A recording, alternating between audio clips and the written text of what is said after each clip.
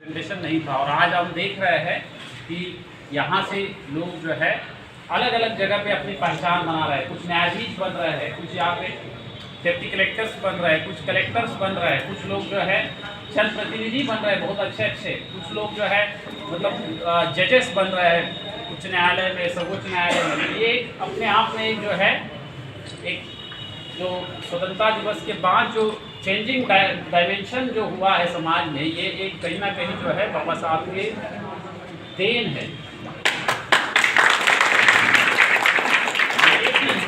लेकिन कहावत है कि कोई भी जो महापुरुष होता है उसको जीत भी दिलाते हैं उसके अनुयायी और उसको हार भी दिलाते हैं उसी के अनुयायी। तो जो मूल मंत्र है, जो 3 कमिटमेंट, पिछली बार भी मैंने कहा था आप सभी को ध्यान रखना चाहिए, अंग्रेजी में एस से शुरू होता है। 3 ही मूल मंत्र है, बहुत सिंपल उन्होंने डिफाइन किया था क्योंकि कंफ्यूज नहीं रखना चाह रहे थे। देखो एक बड़े नेता की ये भी पहचान होते हैं, जो वो संदेश देते हैं वो बहुत सिंपल संदेश रहता है। Be the change you want to be, एक बहुत सिंपल चीज है, जो आपको बनना है खुद पहले मुझे दिखाइए, फिर जो है आपको जो वो बन सकेंगे। बाबा साहेब ने भी ऐसा ही संदेश दिया था। 3 मंत्र फिर से मैं रिपीट करूंगा, शिक्षा, संगठन और संघर्ष। लेकिन इसका क्रम भी वैसे ही है। बहुत सारे लोग सीधे संघर्ष पे उतर जाते हैं, नहीं, पहले शिक्षा अर्जित करनी है, उसके बाद संगठित होना है और उसी के उपरांत संघर्ष as per the constitution of India, जो कॉन्स्टिट्यूशन संविधान दिया है उसी के अनुसार संघर्ष होना चाहिए। तभी आप जो है सही ढंग से संघर्ष करेंगे। संघर्ष मतलब ये नहीं कि कोई वेपन उठा दिया या कोई ये, संविधान से वैल्यू जो है संविधान जैसे रचा गया है उसके हिसाब से संघर्ष करना है।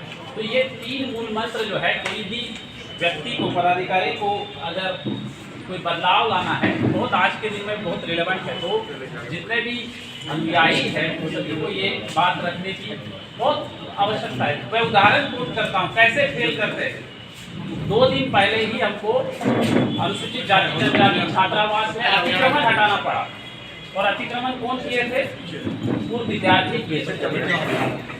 आपको पता होना चाहिए कि अगर मैं अतिक्रमण किया हूँ तो मैं एक दूसरे मेरे साथी का हक मैंने छीन लिया है। कहीं ना कहीं जो है एक व्यक्ति ने दूसरे व्यक्ति के अधिकार को ये छीन लिया। आज देख रहे हैं आप कितने युवा लोग यहाँ पे है, बहुत चेहरे नए हैं और 30 लोग मान लीजिए सामने बैठे हैं, लेकिन इस 30 लोग से जुड़े हुए और 100-200 लोग बाहर पढ़ाई कर रहे हैं। मेरे ऑफिस में भी आते हैं, आपको भी चाहिए एडमिशन लेना है, क्या करें क्या नहीं करें। मैंने कहा कि आपके लिए भी हम व्यवस्था करेंगे, ऑनलाइन क्लासेस की व्यवस्था करेंगे। एटलीस्ट क्लासेस में जो सिखाया जा रहा है वो वीडियो स्ट्रीमिंग के माध्यम से, जैसे स्मार्ट उन्नयन बिहार योजना है, पूरे बिहार में एक ही जो लेक्चर कंटेंट है वो दिया जाता है और सारे स्कूल में हमको पढ़ाया जाता है। उसी तरह हमारे अम्बेडकर समिति में जो क्लासेस कॉम्पिटिटिव एग्जाम्स के लिए दिए जा रहे हैं, प्रेम और इनकी पूरी टीम जो है उसको काफ़ी मेहनत कर रही है, वो हम आप लोगों को तक दे सकते हैं। तो इससे टेक्नोलॉजी की मदद लेके हम हजारों विद्यार्थियों तक पहुंच सकते हैं। तो एक उदाहरण मैंने कोट किया, जो छात्रावास था कहीं ना कहीं बहुत दिन से अतिक्रमित था, अब वहाँ पे नए चेहरे जाएंगे, नए विद्यार्थी जाएंगे और नए लोग जो है समाज में अपनी पहचान बनाएंगे। तो मैं तो ये कहूँगा कि छात्रावास का उपयोग जरूर करना है। संघर्ष, शिक्षा, संगठन बहुत इम्पोर्टेंट है, लेकिन संघर्ष करना है तो शिक्षा पे संघर्ष कीजिए। मुझे आज 1 साल में मुझे ये डिग्री प्राप्त करनी है, 2 साल के अंदर मैं ये मुकाम प्राप्त करूँगा, फिर आगे जाके मैं समाज सेवा में ये योगदान दूंगा। इतने पीछे मेरे जो पदाधिकारी है या जनप्रतिनिधि है, कहीं ना कहीं ये अपनी जो उन्होंने प्राप्त किया था वो देना चाहते हैं, इसलिए आते हैं यहाँ पे बैठे हुए हैं। मैं सभी को धन्यवाद देता हूँ। देखो बहुत सारे लोग हमने देखे हैं,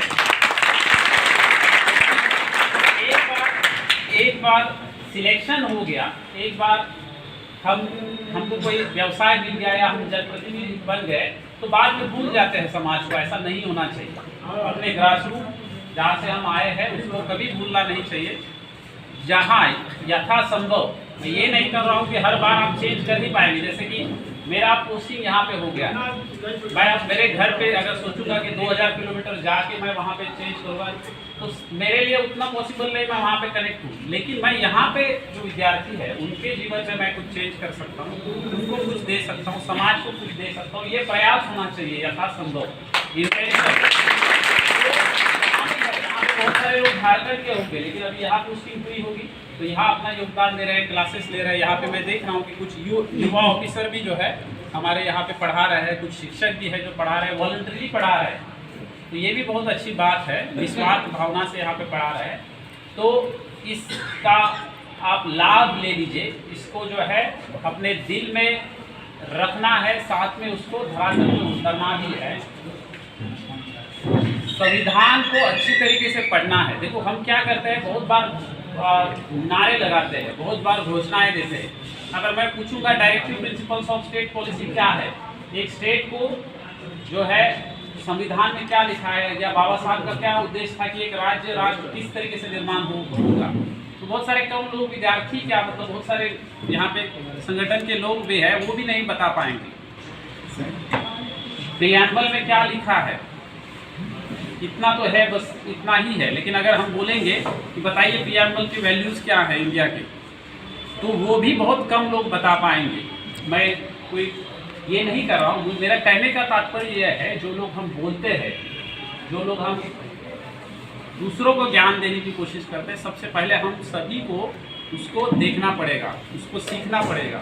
at least fundamental rights, preamble, directive principles of the state policy और स्टेट का स्ट्रक्चर, संविधान का ये बेसिक 4 चीज़ें जो है सबको आनी चाहिए, सबको पता होना चाहिए। एटलीस्ट उसका मोटा, मैं ये नहीं कह रहा हूँ कि किस धारा में क्या लिखा है, वो अपेक्षा भी नहीं है, वो हमको मंग नहीं, लेकिन उसका उद्देश्य, उसका मतिता क्या है, ये सब हमको पता होना चाहिए। क्योंकि आज का दिन जो है महापरिनिर्वाण का है। आज के दिन में जो है एक शख्सियत को हम याद करते हैं, बाबा साहब को याद करते हैं, तो उनके वैल्यूज़ को याद कीजिए, उनके वैल्यूज़, उनके जीवन का संघर्ष, इसमें से एक आध संघर्ष, एक आध वैल्यू भी आपने ले लिया तो मैं समझता हूँ कि जीवन सफल हो जाएगा। और एक हमारा उद्देश्य इस समिति में जब फर्स्ट टाइम हमने मीटिंग किया था, वही हम डिस्कस भी कर रहे थे, अगर मेरा एक विद्यार्थी के भी जीवन में चेंज आ गया इस अम्बेडकर समिति के द्वारा, तब भी मैं ये मानूंगा कि मेरी समिति सफल होगी। और आज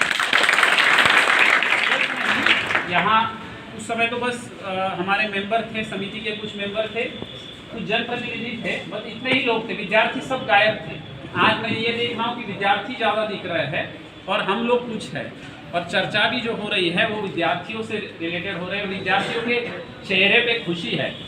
उस दिन मैंने उसमें कुछ लोग थे, वो भी चीज़ याद रखना है, जो भी आप कर रहे हैं ना, खुश रहना सीखें, ठीक है। लाइफ में खुश रहना बहुत इंपॉर्टेंट है। बहुत सारे लोगों की ज़िंदगी में प्रॉब्लम्स रहते हैं, बहुत सारे लोगों को कुछ ना कुछ है। किसी के घर में मदर फादर बीमार होंगे, किसी को भाई की या बहन की शादी करनी है, कोई किसी को डिसीज़ होगा, कोई रोग होगा, कोई किसी को क्लासेस के लिए पैसा ही नहीं मिलेगा। लेकिन ये सब होता है, सबके जीवन में कुछ ना कुछ प्रॉब्लम है, मेरे जीवन में भी है। ऐसा आपको लगता हो कि मैं कलेक्टर बन गया तो मुझे कोई प्रॉब्लम नहीं है, ऐसा नहीं है।